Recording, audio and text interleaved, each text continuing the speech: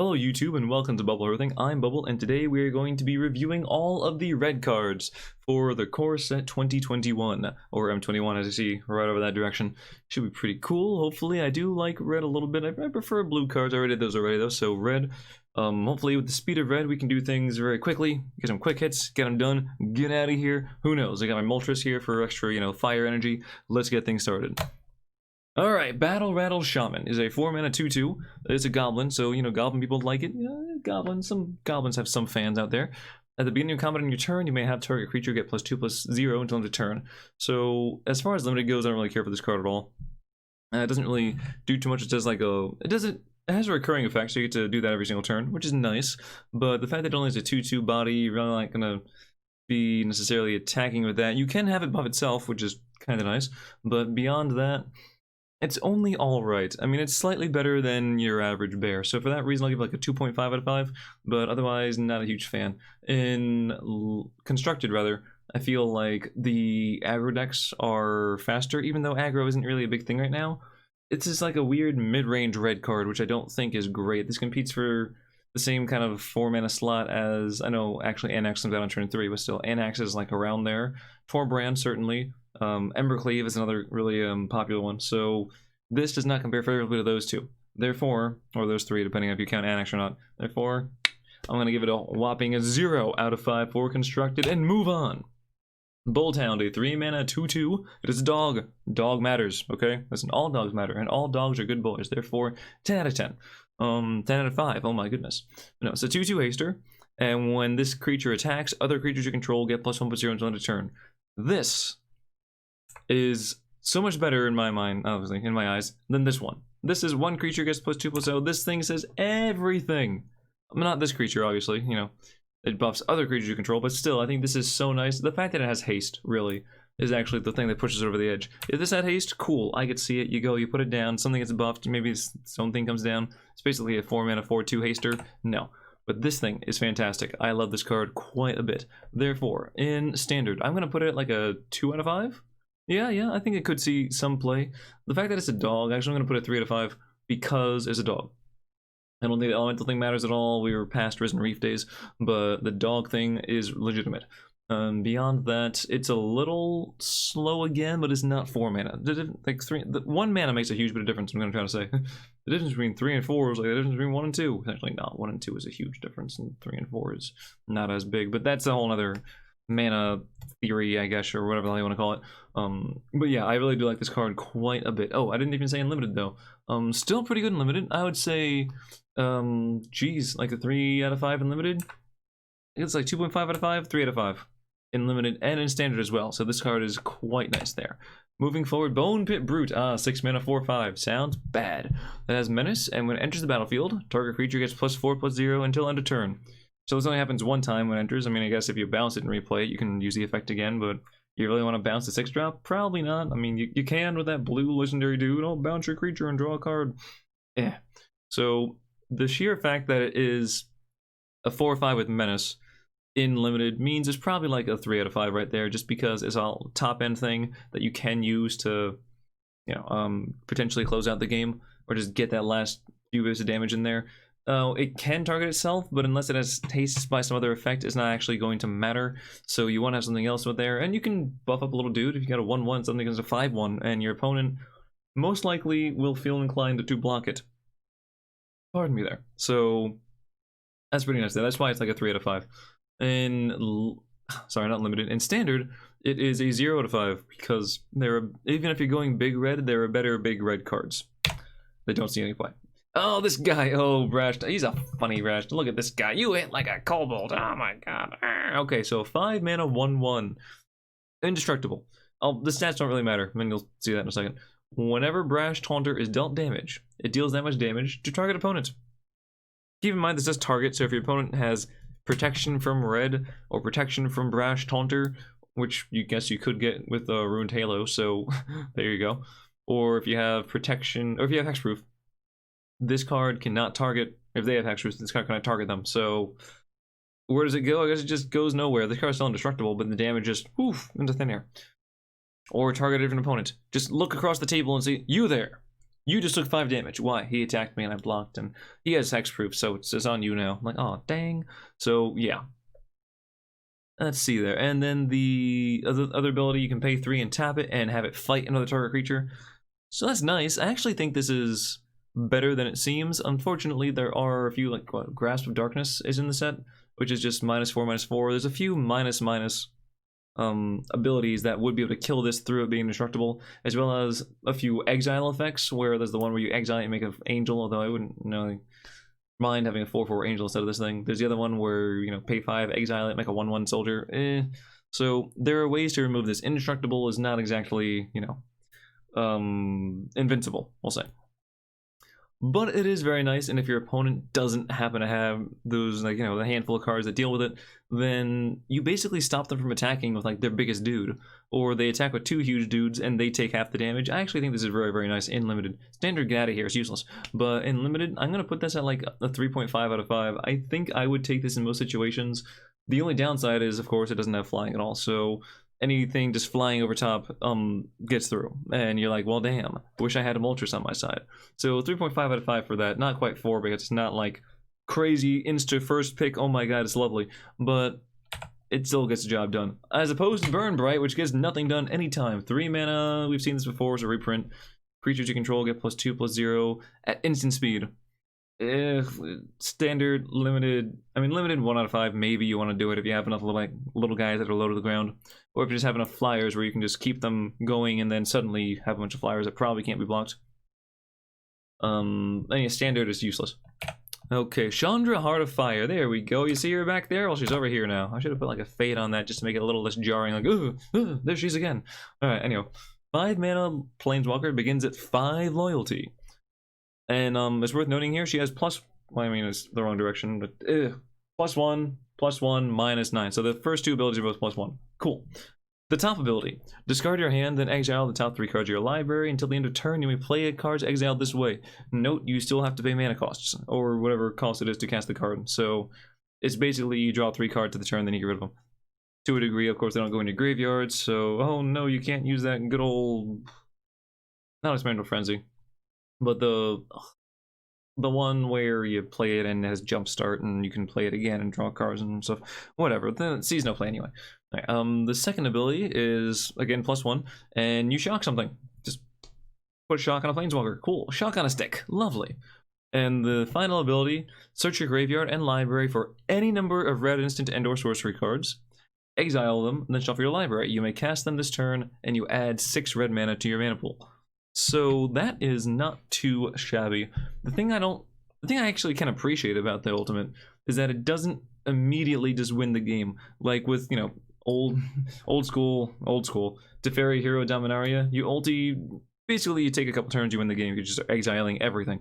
With this, you have 1 turn to make a huge like blowout thing, and otherwise whatever. And you could still, like, after that, you can just use that mana to reestablish your state on the board and, you know, potentially try to stabilize if it's like aggro versus aggro, you have some kind of weird stalemate. But otherwise, you should win, but it's not exactly so, like, it's not really written in stone anymore. That's more of an here kind of thing. Haha, right? Okay. But anywho, let's take a look at the first 2 abilities again. The second one, I'm just going to go in reverse order, whatever. Shock on a stick is fantastic. In Limited, this is an amazing thing just to be able to start pinging things, and the fact that it can go face is great. It's a huge upside.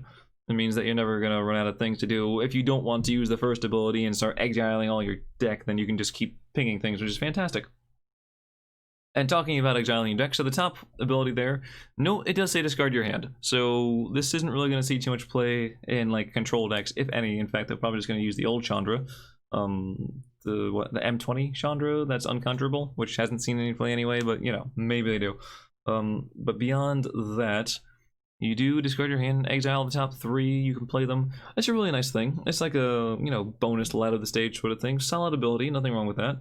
Obviously, you do want this to be basically the highest of your mana curve if you're going to play this card in Constructed, because otherwise you're going to have more expensive things and you might not be able to cast them all. It's going to be sad when you hit, like, you know, 2 big spells and it's like, well, I want to play this one and this one, but I can't because I don't have the mana to, because I played her on turn 5 and now it's turn 6. I don't know, whatever.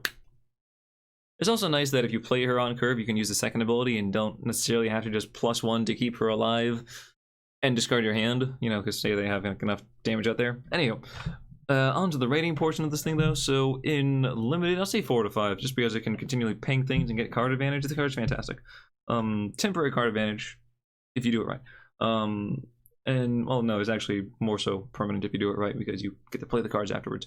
And in constructed, it's 3 out of 5. I think it's definitely playable. I think we can actually 2 out of 5. 2 out of 5. I'm bringing it down a notch there, because while it is playable, we have seen similar sort of designs with Chandra, and they were good for a time, and they kind of just fizzled out, as it were. So yeah, not as enthused.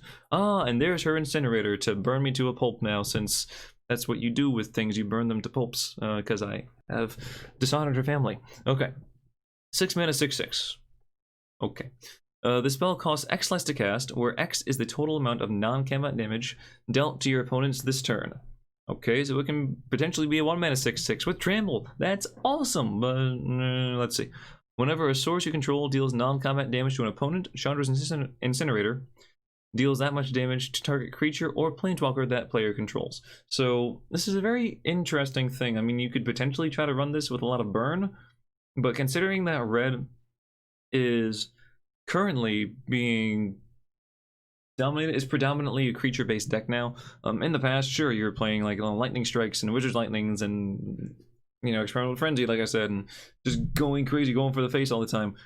Now this is, I'm going to play creatures and punch you in the face. The only damage that you get outside of combat damage is usually just Scorch Spitter damage and what, maybe Bone Crushing Giant and Torbrand, I guess. Although it says they do 2 more. I don't know if that counts as combat damage or not, because it's in combat. I'm not entirely certain. My apologies for that. But beyond that, that's really the only time you see non-combat damage. I guess you could potentially throw Cavalcade in there, but not. No, I wouldn't. So because of that, I don't think this is also going to make like red, like burn decks, you know, instant and sorcery based red decks a huge thing now, because you can play this card for cheap, nearly for free. So in limited, I mean, it's still a 6 mana 6/6 trample, which is nice. And shock is in the set, so if you get some shocks, you can play with this. It's gonna be like a 3 out of 5 limited. Still solid card for like playing things on curve, and you could potentially just shoot your opponent in the face and then start, like, you know, pinging off their monsters as well, so each thing hits both, which is really, really nice. In standard, I'm gonna put this at 1 out of 5. I don't really like it. I mean, sure, see the potential for that to be a 1 mana 6/6. Cool.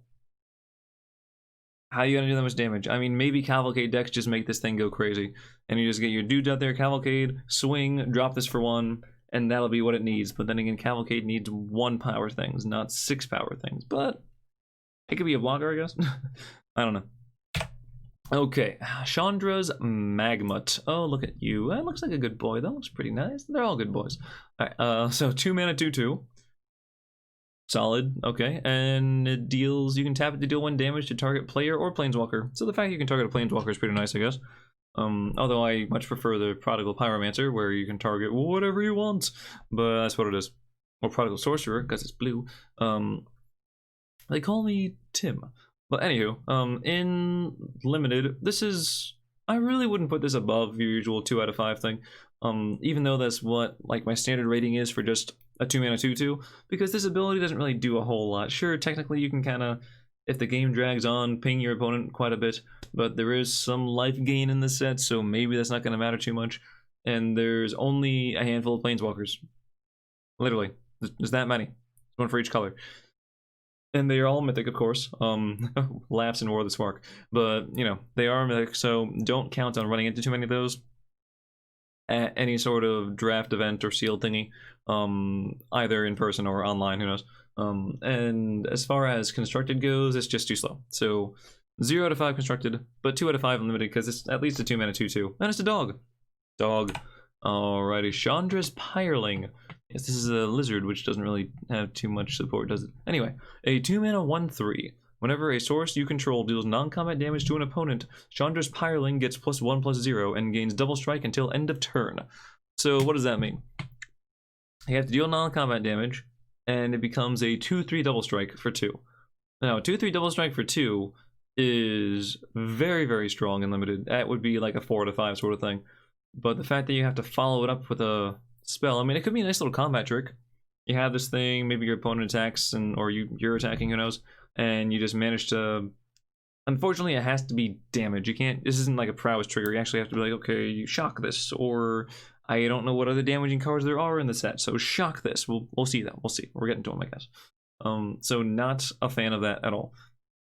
In Constructed, it might be a little better because you can more reliably fill your deck with those sorts of effects, like Shock and Bone Crusher Giant and whatever other little thingies you can throw in there.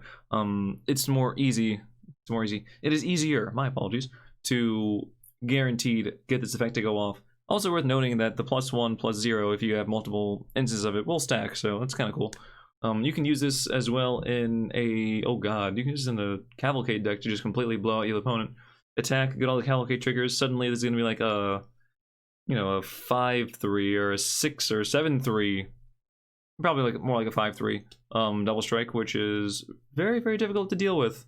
Especially when it's going to be around like turn 4 maybe? So yeah, that's a hell of a thing.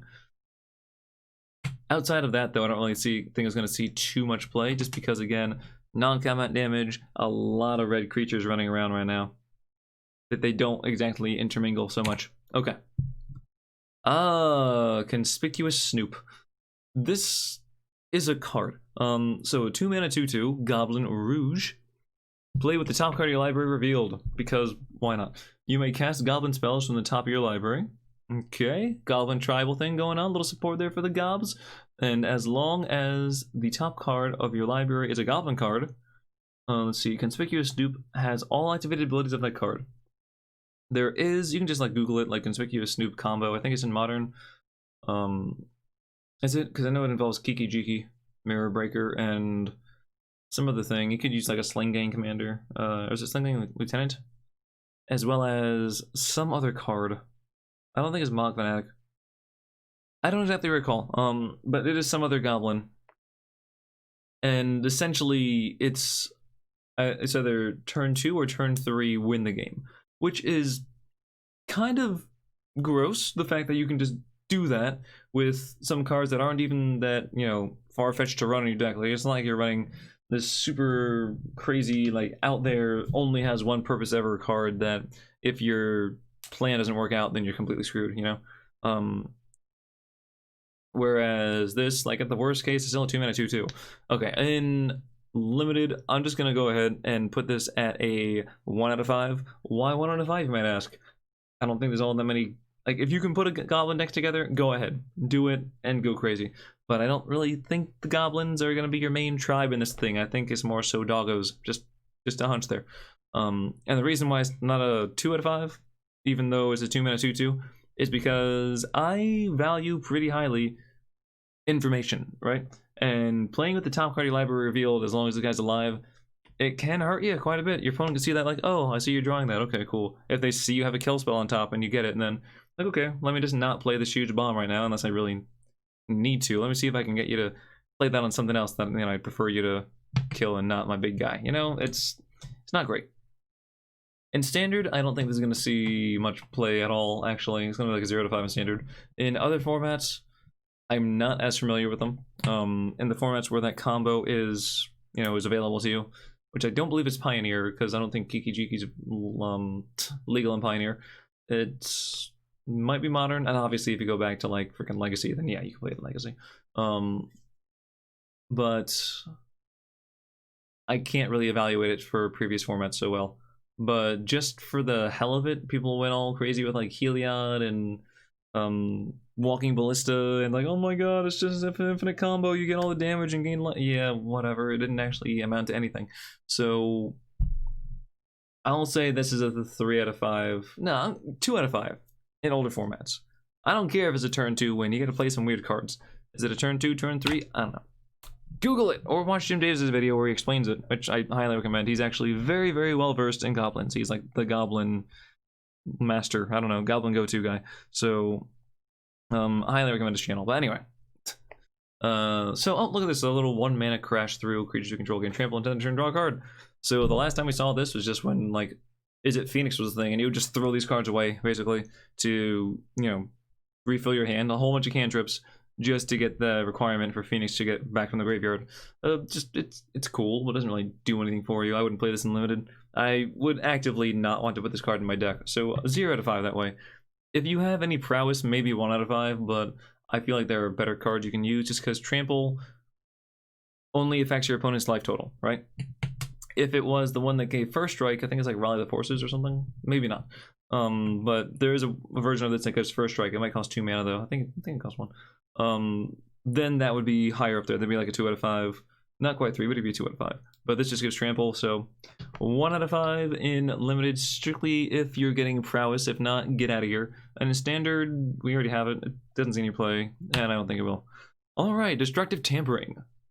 A 2-mana sorcery with a choose one. Look at that. Options. Oh, don't we love options? Either destroy an artifact or creatures without flying can't block this turn. So in Standard, it's useless. We already have better artifact removal. You can just play like Emperor's Shieldbreaker if you really want to. And that second ability largely doesn't see any play. Like other cards have those same abilities as well, and they just don't see any play at all in Standard. In Limited, though, artifact removal... I guess, are the shrines enchantments or artifacts? I feel like they're enchantments. I'm not really sure if that would work there. Even so, they're legendary. You only have 1 of each, if you have any at all. Let's see, artifacts aren't really too crazy right now. Unless you can just Alpha Strike with this thing, I don't really think it's all that good. I think I'd rather have just like another beater, another big guy. Don't count on using the first ability too often, and spending 3 mana to get that second ability to go off. You really just want to win that turn if you do it, otherwise... it's gonna feel pretty bad because you put a lot of mana into just basically like, hey, I'm gonna tap my dudes and deal 5-6 damage. Okay, cool. I'm gonna establish my board so you just don't do that again, and look where we are now. So yeah, Limited, like 1 out of 5 there. And Constructed 0. Double Vision. Look at that, of course, this is an interesting card, right? Okay, so 5 mana enchantment. Whenever you cast your first instant or sorcery each turn, copy that spell. You may choose new targets for the copy. So, worth noting, it only goes for the first one each turn, so if you play this, and then later on you play an opt. Cool! You opt twice. And if off that opt, you cast a Thrill of Possibility. We don't care. So make sure, if you have multiple instants or sorceries that you plan on playing in a turn, that you order them properly so you get the most value, basically. That you play the most valuable one first, so it goes off twice. But don't also, like, shoot yourself in the foot, because somehow you can do that. I don't know.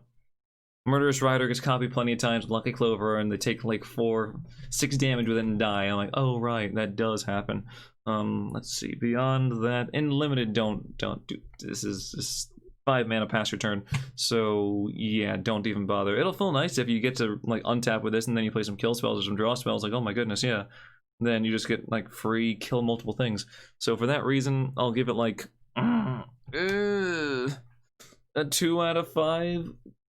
If you have enough removal. If not, then it's not worth your time.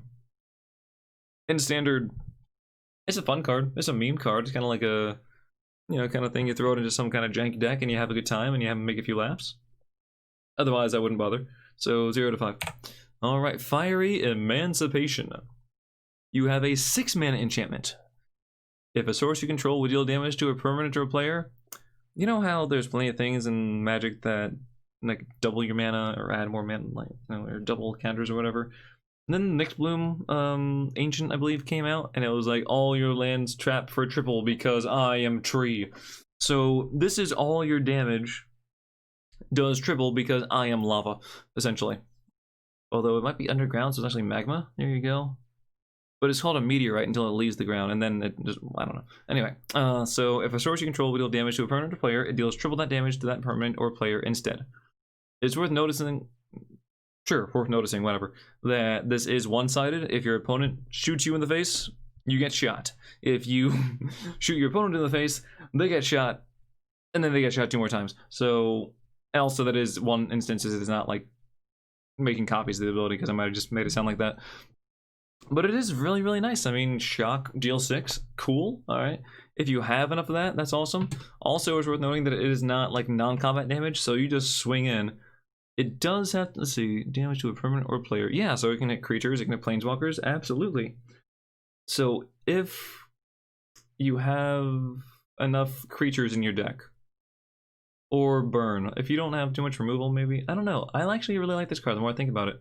Because you have a few creatures in limited. You play this card, you attack. They each deal 3 times their damage to whatever the hell blocks them, which is sort of like a mini. It's an alternative version of like Torbrand, basically. It's another way to look at it. And there are probably more in some blocks that might not be favorable for your opponent. Okay, yeah. The more I look at this, the more I think it's actually really good. Triple is a lot. Triple's a lot. Alright, in limited, wow. I mean, once you play this, you should win. You should have easily gotten command of the board. And for that reason, I'm gonna make this like a 4 out of 5 limited, maybe maybe even a 5. It does require things to work with it, so it's not gonna be a full 5 out of 5. If you have an empty board and you top deck this, you feel very sad. But yeah, 4 out of 5, because with anything else, it is insanely powerful.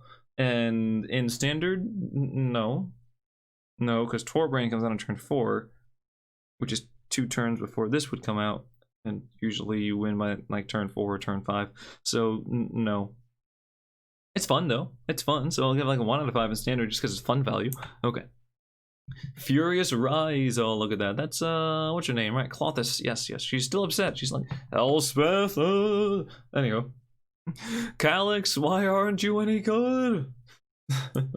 3 mana enchantment. At the beginning of your end step, if you control a creature with power of 4 or greater, exile the top card of your library. You may play that card until you exile another card with Furious Rise. This card seems... It seems useless.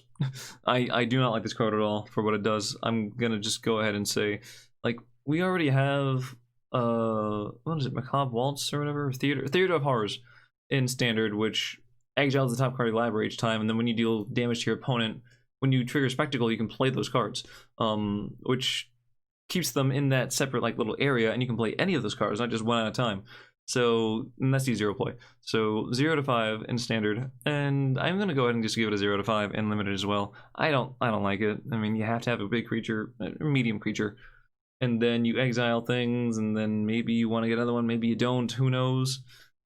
Not feeling it.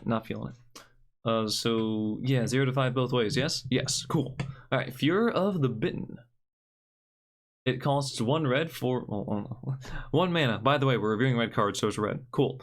All right, it's an enchantment. Aura. An enchanted creature gets +2/+2 and attacks each combat if able. So for 1 mana, you get something +2/+2. And what is that known as? Like berserking, I believe, where you have to keep attacking. Well, or it's like a juggernaut. Like I know a lot of juggernauts have that effect where they have to keep attacking. But anyhow, this card, I do believe, is very, very, very strong.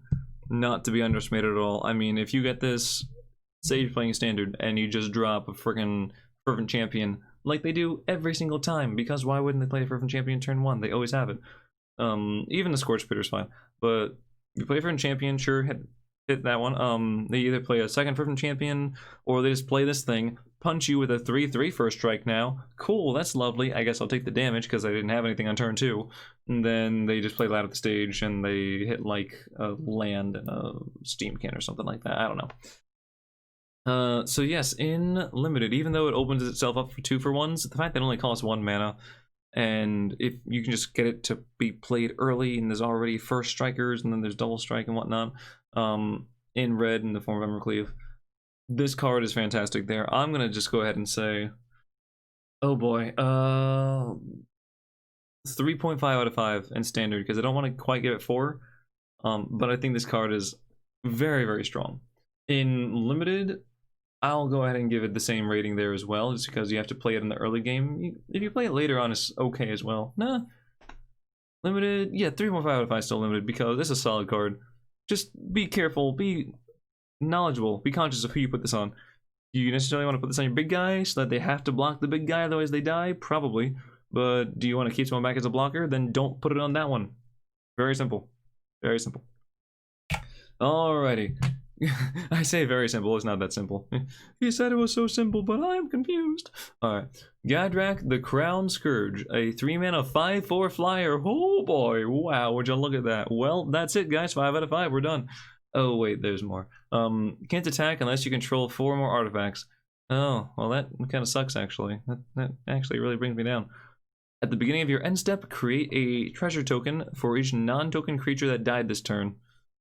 Okay, so it attempts to self-perpetuate. In limited, I'm just gonna go ahead and say this is a 4 out of 5. Even though odds are you're not gonna have that many artifacts on you, it does kind of fuel itself, and if not, it's a huge body to get through. It can still block. Your opponent's still gonna have to deal with this thing eventually, and they're probably gonna throw a few creatures in there or a kill spell, and this only costs 3 mana. You'll be trading up pretty easily. So yeah, 4 out of 5 there. In standard, I think in standard, just put 4 Tormod's Crypt in your deck. Okay, turn 3, play this, and 4 Tormods, and somehow give it haste for and then attack. And yeah, look at that, I have 4 artifacts. What do you know? But no, this isn't actually bad at all. You can use this with like food. If you just leave the food around there, you can play Jund or well, you wouldn't want to put a Goose in a Gruul deck. It's not aggressive enough, but you could try it out. I don't know. I don't really hate this card much at all, so I'm gonna go ahead and say I'm gonna go ahead 3 out of 5 in standard, but 4 out of 5 in limited. Okay, Goblin Arsonist, a little funny guy. Here's a goblin if you want your goblin snoop guy, whatever the conspicuous snoop, to get this ability. It's not an activated ability, so it doesn't really work. 1 mana 1/1, when it dies, you can have it deal 1 damage to anything. It's cool. It's kind of like a Grim Physician, I guess. We had that in Theros. Standard kind of card you see every now and then.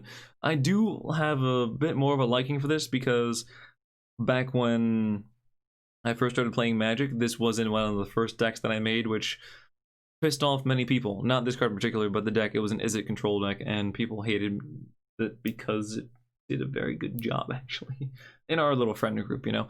So this is just one of the cards, and I was like, hey, Goblin Arsonist, I know you. So yeah, just a little guy. Yeah, I mean like 2 out of 5 in standard. No. 2 out of 5 in limited, 0 out of 5 standard. You know, yeah, the usual. All right, Goblin Wizardry. 3 mana instant, 4 mana instant, sorry, 3 in a red. Create 2 1/1 red goblin wizard creature tokens with prowess. That's a very strange thing to give goblins to. Now, the nice thing about this is that it is a card that creates prowess creatures that is itself an enabler for prowess. It is a non-creature spell that also provides prowess things. So you don't have to worry about this damping down your prowess deck or messing with the flow of things and whatnot. It's a very easy thing to play with.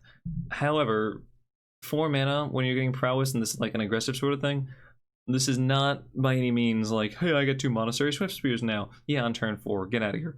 So in limited, like, it's cool in limited, don't get me wrong, and if you can combine this with other things, suddenly you go from having maybe no creatures to having a couple 2/2s for the turn, if you have like another shock or an opt or whatever, and you can make it a nice little combat trick, nice little cheap little thingy. Not really cheap, but cheeky little thing. In standard, no, it's useless, get out of here. In limited, I would give it like a 1 out of 5. Not really huge on this card, because if you want to do it in that other mode, then you actually have to put at least 5 mana into the turn. Not very likely. Okay. Havoc Jester. A 5 mana 5/5 devil. Sure, whenever you attack as a permanent, it deals 1 damage to any target. Oh, you wish you were Mayhem Devil. Oh, you wish you were. But you're not. Still, it's a 5 mana 5/5 with potential upside, so unlimited, 2.5 out of 5. Yeah, you could put it at 3. I'll put it at 3 out of 5 actually, because I put like the friggin' like the Kraken, I guess, and the Megalodon is way up there, but that also is hexproof. This isn't hexproof, but 5 mana 5/5 is fine. So 3 out of 5 there in limited, 0 out of 5 in standard because we already have Mayhem Devil, and I don't think, if I recall, a lot of the sacrificing does involve black, not so much just the red. So there's no reason to try to do mono red sacrifice with this. Just run Mayhem Devil, run black. You can do mono black. That kind of works, but Rakdos is a good thing. Jund still tries to work somehow. There you go. Okay, Heartfire Immolator. You can pay 2 mana and get a 2/2 with prowess. Okay, sure. Prowess is an upside there. You can pay 1 and sacrifice it. It deals damage equal to its power to target creature or planeswalker, not your opponent's face. Keep that in mind.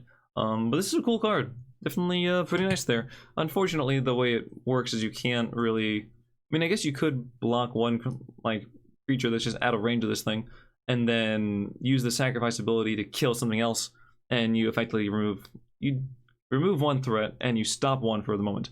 So that's pretty cool. This nice little combat trick thing there, and it can also get bigger because of the prowess thing. So yeah, like 2.5 out of 5 in limited. I think that's pretty nice.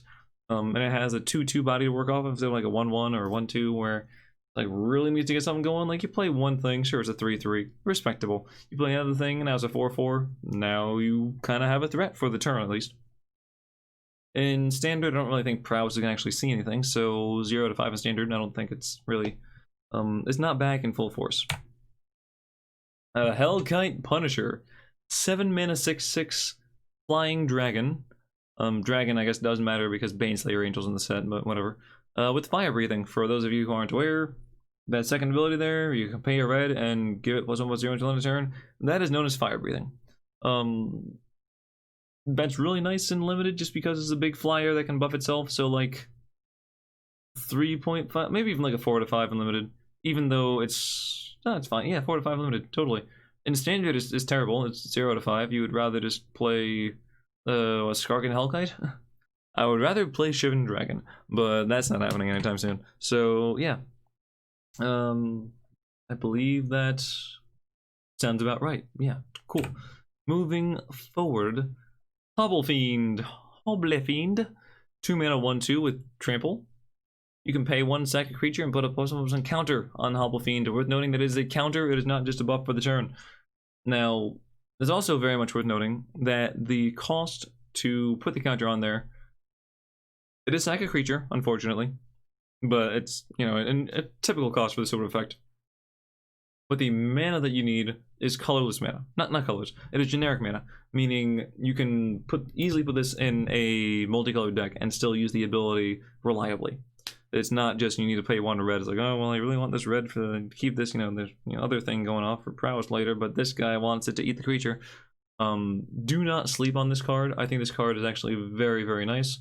You can just easily use the second ability, well, use the only ability really, to sacrifice things that you're just going to chump block with and just make this big coincidentally. Just, you know, don't waste those stats, basically. And be wary if your opponent is attacking with a bunch of guys and this, because if they have some mana open, they can just start sacking their dudes and pile it all on this trample guy. So just make sure you block this guy enough if you need to. If you're low enough, just keep an eye on this guy's stats. In standard 0 to 5, just because we don't need that. I mean, red is okay, but it's not. This isn't really something that'll play well with red, I don't think. Red wants more creatures so that it can enable Embercleave, and Anax gets stronger, and Torbran has more things to buff. You don't want less creatures. In limited, definitely pretty good. Like did I already say 3 out of 5? If I didn't say 3 out of 5 already, then 3 out of 5 it is. Okay. Igneous Cur. This card comes with a bit of a caveat, so we'll see. But it's a 2 mana 1/2, and you can pay 2 and it gets +2/+0 until end of turn. So like fire breathing, but you gotta put extra mana, you get an extra power. Okay, sure. Like it goes at 2 at a time. The important thing here is somewhat that it's a dog. Sure, it's cheap enough. In limited, I'm gonna just go ahead and say it's like a 2 out of 5 because it's a decent mana sink.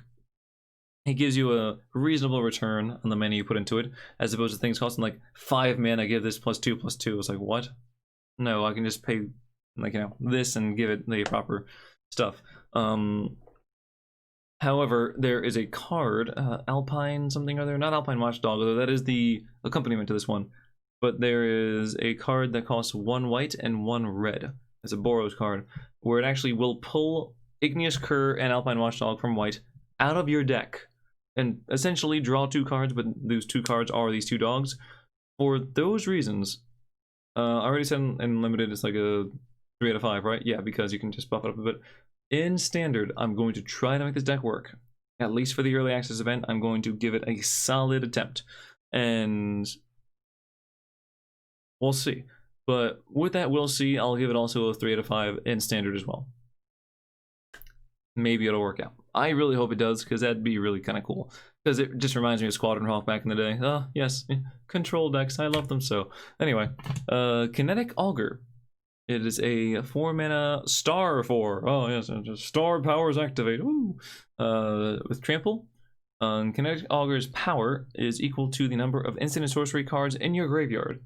And when it enters the battlefield, discard up to 2 cards, then draw that many cards. So, outside of any significant discard synergies, being reanimation, or if there's some madness thing that goes on in the next set, because we have an abnormally large amount of discarding effects in this set, and I don't know why. Maybe that will be more apparent when we see more cards later on. Not from this set, when you see more cards from the next set, you know, that sort of thing. Other than that, this card is not that good because it is 4 mana for what is essentially, I mean, Riel does this same kind of thing for 3 mana and has an effect that's just so much better, I believe. And she sees 0 play, as well as Crackling Drake costs 4 mana and has basically the same, you know, stat boosting thing as well, and just draws you a card when it enters the battlefield. You don't have to discard anything, just draw a card. Cool. And it's a flyer. So, yeah. There's that to contend with. In Limited, I'll put this at a 2.5 out of 5, but only if you have the instant sorceries, obviously. You have to have played them already. The fact that you can discard up to 2 and don't have to discard 2 cards is pretty nice. So you can just say, oh, I don't want to discard any, or I'll pitch this land, you know, and I'll draw another card for it. That's nice. So that's why it's 2.5 out of 5. Also, because it can be huge and just run away with the game. And the trample is relevant. Okay. Onake Ogre? Yeah. Why not? And it's a 3 mana 4/2. And that's what it is. Cool. 2 out of 5 limited, 0 out of 5 standard. Moving on. Pitchburn Devils. 5 mana 3/3 devil. When Pitchburn Devils dies, it deals 3 damage to any target. Okay, I mean, it has a lightning bolt attached to it. When upon death of this card, process lightning bolt. Pew! So that's kind of neat. I don't hate it. Standard 0 to 5 is just, it's too expensive and it just gets something done eventually. In limited, this is actually pretty cool. I mean, it costs 5 mana, but you can take down a 6 toughness creature easily, or take down like 2, 3 toughness things if you want to. That's a pretty solid ability right there. It is a something. It is a something.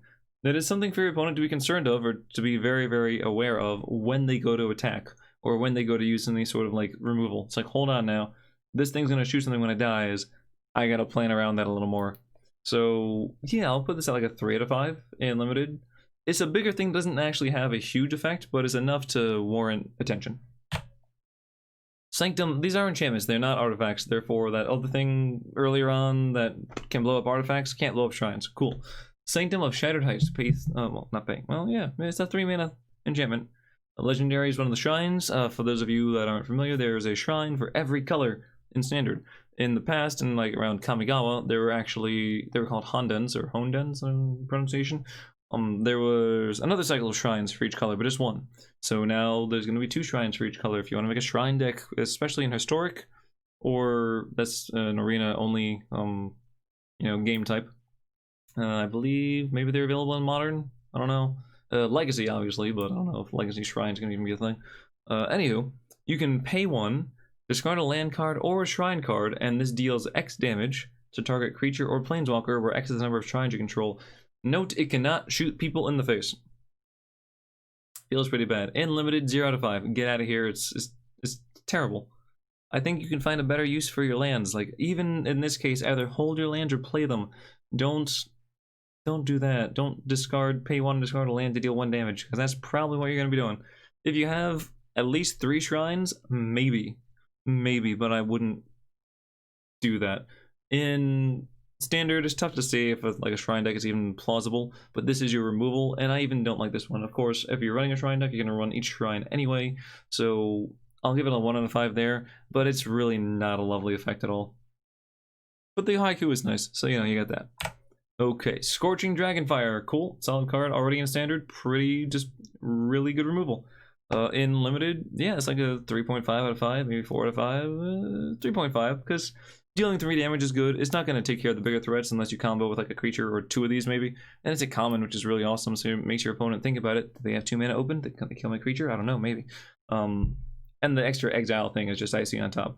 But yeah, awesome thing there. In standard, this is your like one of your really go-to removals for Team of Reclamation or anything that just happens to be running red. You can run this in Gruul just because you want removal. But yeah, beyond that, it's just solid. Solid sideboard card as well. I'm just gonna go ahead and say 4 out of 5 in standard. It already sees play. I don't see why I shouldn't see any less going forward. Ah, shock. Ah, shock. Standard 3 out of 5 because sometimes you just need that little 1 mana deal 2 damage. In limited, because it costs 1 mana, 3 out of 5 in limited as well. It's not huge. It's not crazy. I doubt your opponent's going to be like, oh, they shocked me, but it's something to be very, very aware of. I mean, it's something that your opponent will probably expect. It's not really going to be a surprise, but at the same time, you can't always play around shock. And it's just, shock's been around like forever, so welcome back, buddy. We didn't miss you, because you've always been there. Soul Seer. Oh, he had his bones rattled. Okay, anyway, I don't know why. It just feels like that. 3 mana instant speed. Soul Seer deals 5 damage to target creature or planeswalker. That permanent loses indestructible in a turn. So that second ability, that second part of the text, I should say, where it loses indestructible, that's kind of nice. Yeah, we're over in like Italy or whatever in the Isle of Nice. That's kind of nice to see. Is that like a city? Nice. That's what you call your aunt's, your sister's daughter or your brother's daughter. Anywho, okay, I'm being stupid. So 5 damage for 3 mana on a creature or planeswalker is very nice. That is pretty solid removal. Like this is, 3 damage for 2, 2 damage for 1, 5 damage for 3. It kind of fits the bill there. Nothing it's not exactly under or overpowered. It's fine there. And the extra little indestructible thing, how many things are indestructible these days? Not too many, but it does help to get through like Unbreakable Formation, which might see some play because there's the +1/+1 counter synergies going on. It can get through Karametra's Blessing, although if it gets it hexproof, then no, whatever, it can't, but otherwise it might be okay. Let's see, what, Join Shields? No, that gets hexproof, doesn't it? There's a handful of things that it gets around. You can use it to kill the freaking Goblin Instigator dude or whatever. That's like, fight me. Yeah, exile. Not exile, but you lose indestructible. Okay, cool. So not really a whole lot for that last part, but it's just fine. On rate there otherwise. Anyway, and the being able to kill indestructible things is just little bonus. So for that reason, in standard, I will say 1 out of 5. I think there's better removal that you're gonna play that just is cheaper. And in limited, this is a solid thing, absolutely. Like 3, is it a 4? I'd say 5 out of 5. No, 4 out of 5. This is very, very good removal that can kill pretty much anything, and kills your Baneslayers. Because why not? And yeah, like this is gonna be up there with just straight up kill spells. Like it's fantastic. Spellgorger Weird. Oh, it's so weird. Look at that. Weird. Yeah, and then Weird Al comes up like, I heard someone say weird. Anyway, so a 3 mana 2/2. This came out in War of the Spark, so it's a reprint as you see. If you aren't familiar, then it is, and use that information how you will. Whenever you cast a non-creature spell, put a +1/+1 counter on Spellgorger Weird. Solid card. The fact that it says non-creature doesn't have to be instant or sorcery. Just whenever it's a creature, whenever it's not a creature and it's a spell, add a counter to it. This thing can climb up very, very quickly. I have lost a couple games to these just going unchecked in the first couple turns, and suddenly it's a 5/5, and oh no, and now I have to chump block it, otherwise I'm just going to lose. Oh, and then he played a few more things now, so now it's a 7/7. Okay, now I really got to block, and I don't even have a creature big enough now, and I can't really kill it. Oh, geez. So yeah, this is like 3.5 out of 5, maybe even 4 out of 5 in limited. In standard is terrible, it's just not worth it, but in limited is awesome. Alright, Subira. Okay, I'm gonna try. Subira Tulzidi. Caravaneer. Okay, that's the last word that really gets me, right? Caravaneer? Okay, sure. 3 mana 2/3 with haste. Legendary, also worth noting. You can pay 1, another target creature with power 2 or less. Can't be blocked this turn. So a little bit of a Tetsuko Umezawa kind of like effect there, which is cool. Or you can pay 2 and tap it. Discard your hand. Until end of turn, whenever a creature you control with power 2 or less deals combat damage to a player, draw a card. Not too shabby, not gonna lie. For 3 mana, 2/3 haste is okay. Of course, you'd rather have like a 3/2 haste and just be like aggressive, but it's okay. It also means that you can use her second ability that requires her to tap immediately, which is nice. Let's see. Beyond that, though, yeah, it's actually pretty legit if you want to go low to the ground and just, you know, low and wide instead of tall and narrow. So this is pretty nice. And the fact that you can also just, like, you know, pay whatever, tap it. Your hand is gone, sure, but you're probably gonna use it when you don't really have a hand anyway, or just a couple lands, and then you just start drawing a few cards off of like your guys getting through. Fantastic, fantastic. I like it. I don't know about you, but I like it. Keep in mind that she does not work off of herself. You can't make her unblockable because it says other creature, another target creature, and obviously you can't tap her with that. I mean, if you give her vigilance, I guess you could. But outside of that, you're not going to be able to draw a card off of their ability. So in limited, still cool. I'm going to like 2.5 out of 5. Nothing wrong with that. It's not like super crazy amazing, but 2.5 out of 5 is reasonable. And in standard, I've seen people really get hyped for this card. I don't know if it really demands the hype so much, so I'm going to say 2 out of 5 in standard. I don't really quite see it. I like the design though, it's pretty cool. 2 mana Sure Strike. Target creature gets +3/+0 and gains first strike until end of turn. That's pretty nice. And standard, it's a 0 out of 5 because it's not that nice. And let's see there. I mean, he's taking down that Eldrazi. We certainly look at that Eldrazi. It's gonna get a solid poke right there. Let's see. Beyond that, though, in limited, yeah, first strike is reasonable, and you know you don't really need toughness when you're giving something first strike. That's unnecessary. As long as you survive, So in limited, this is okay. It's not fantastic, but it's pretty nice. So for that reason, it's like 2.5 out of 5 there. It is a pretty good spell to just have on hand and surprise your opponent with. Okay, we got a mythic here. Look at this mythic dragon, 5 mana, 5/4 flyer, Terror of the Peaks. There's 2 there, one under each hand, claw, paw. I don't know, gauntlet. So, yeah, that's why there's peaks. Spells your opponents cast that target Terror of the Peaks cost an additional 3 life to cast. Not 3 mana, 3 life. So every time they target this thing, it's a lightning bolt. So they probably only target it once. Whenever another creature enters the battlefield under your control, Terror of the Peaks deals damage equal to that creature's power to any target. So you get to either just, you know, play a dude. Like, this thing comes down. It's very strong. I'm just gonna go ahead and say 5 out of 5 in limited. But it dies to removal. Okay. And you were saying, okay, let's just go through the list of cards that die to removal. Wow, there's a lot here. Oh my goodness. Well, Emrakul dies to Oko. No, that's different. Well, anyhow, doesn't even die. It just becomes the elk within. So, but Oko's a balance card. So beyond that, let me just move that over so it is more immersive instead of like, there's the wall right there for you, folks. Okay, cool. So let's see. Yeah, I really do like this card. I would say 5 out of 5 limited. In standard, it's still too slow for most red decks, but I'll give it a 2.5 out of 5 because I feel like that effect is pretty good. I feel like you can actually make this work fairly well. There might be some deck where you just play this guy, have a bunch of mana. You play this and you start just spitting out creatures. Worth noting that if you have this and you have any way to repeatedly create like tokens or whatever, just have something enter the battlefield a bunch in one turn, you can just start shooting things a bunch. And it could be like an infinite combo or just win. That's the thing. Otherwise, yeah, I really like it. The fact that it makes your opponent take a lightning bolt to the face if they, you know, ever target it with something isn't really too significant, but you can basically call it like a delayed lightning bolt then in that case. Okay, Thrill of Possibility. This is a good card just to keep in standard, nothing wrong with that. Discard a card, draw 2 cards, cool. I like it. In limited, I wouldn't really play too much with this. You'd maybe play like one of them in the deck, but no really more than that. Don't really have a whole lot of things that activate from the graveyard, so it's not really all that significant. But yeah, like a 2 out of 5 in limited, because, you know, you could use it to get rid of a land later on. And the value on it's fine.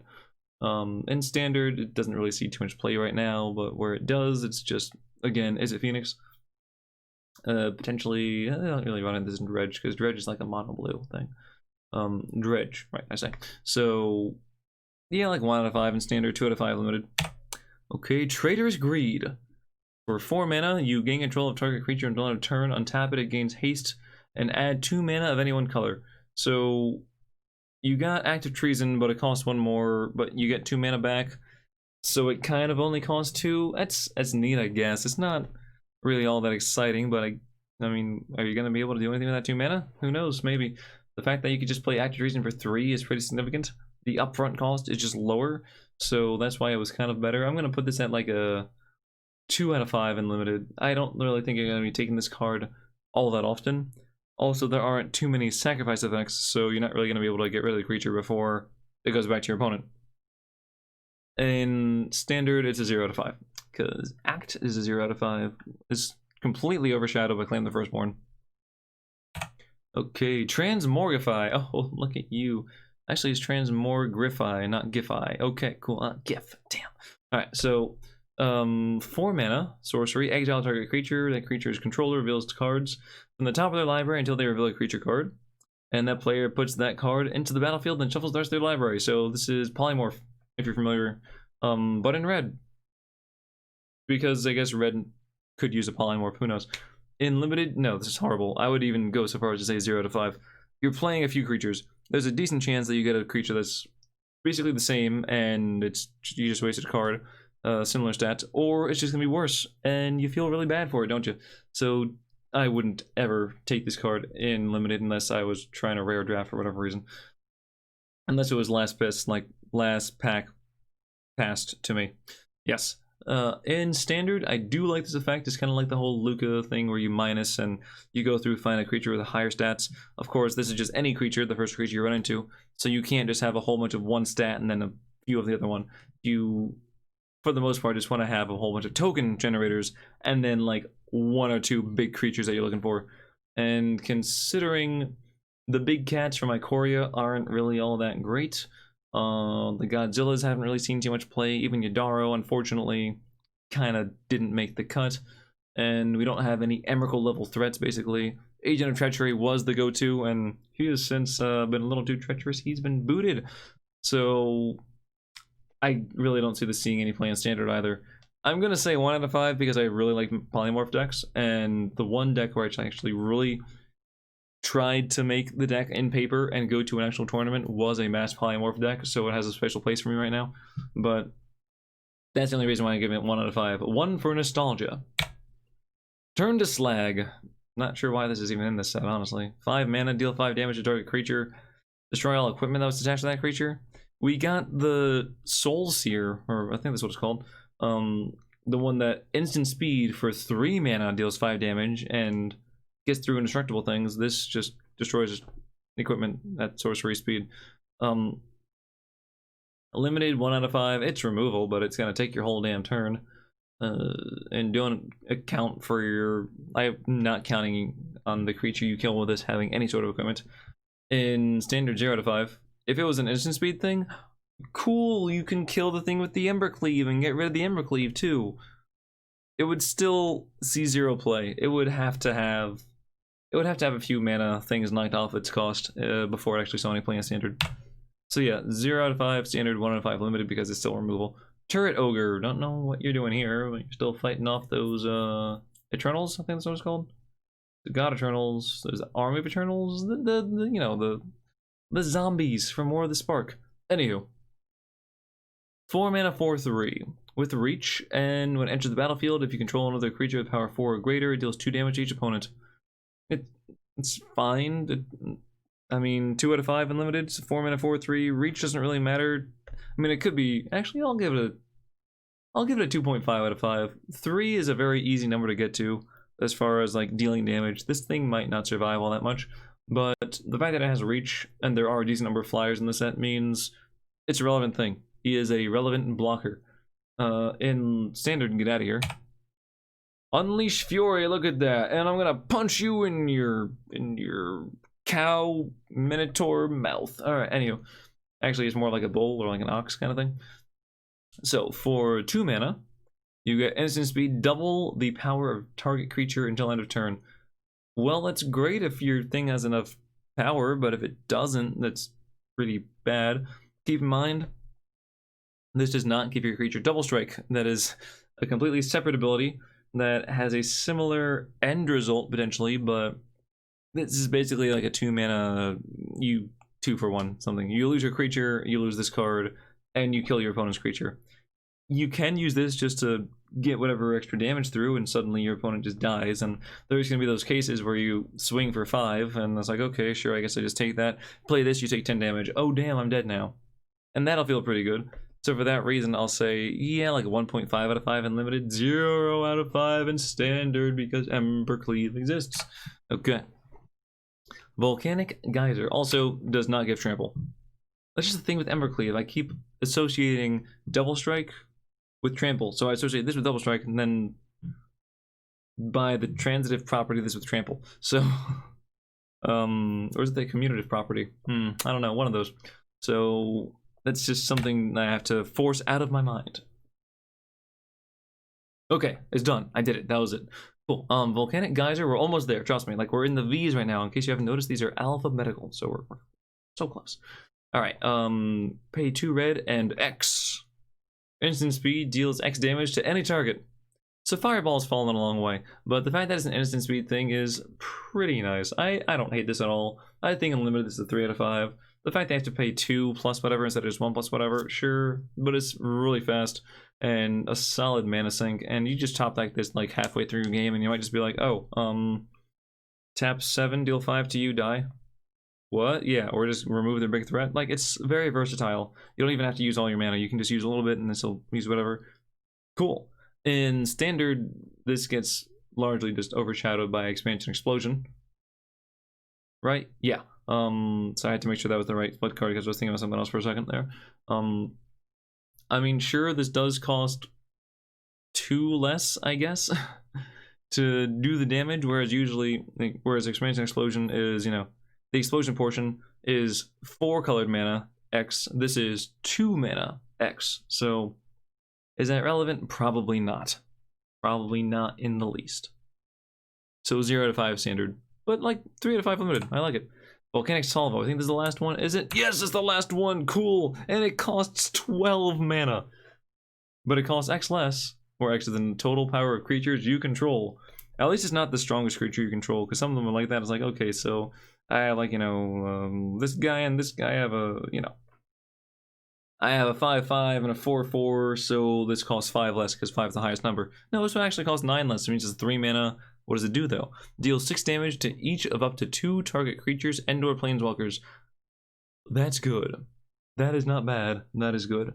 Let's just consider the average power you're probably going to have on the board. It's going to be around, like, maybe, like, 4 or 5, reasonably, if you have, like, you know, 1 or 2 creatures. Maybe even 6 if you're, like, higher in there.